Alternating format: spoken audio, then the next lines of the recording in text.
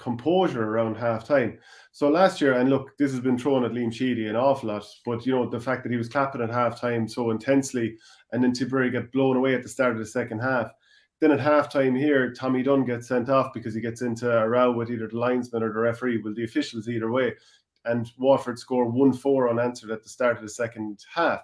So is composure an issue? Because if you're going out to start the second half, do you want to be all fired up and thinking, look, we're rolling here, or you know, is there a composure issue there? Like, you need to go out and, like Richie said, maybe shut up shop and manage the game for a little while.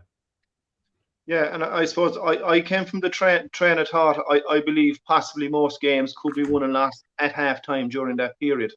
And yeah, and I'm thinking of an old manager of mine. He'd always has a saying, the coolest man will always come out on top. You know, and that means before the game and at halftime and at the end of the game. You know, you have to be on top of your emotions. You know, breaking hurleys and shouldering off the wall. You know, that is only going to heighten your emotions.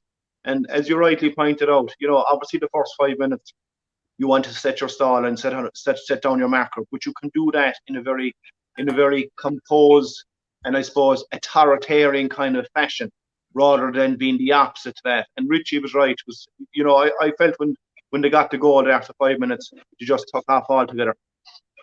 But having said that, I saw enough in Tipperary last week. You know, it's especially James Quigley. I was impressed with him. Quirk did fine. Seamus Kennedy did very well. Alan Flynn did extremely well.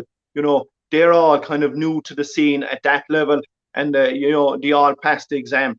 And whatever way you analyse the game against Waterford, if Michael Breen, Jake Morris, and Jason Ford came for the hour with Mark Keown, they would have been there with a serious chance. No matter what way you analyse it, you know, you need your big fishes on the big days if you're going to have any chance.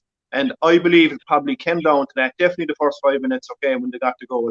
But having said that, if your big guns come to the party most days, you're always there with a good chance.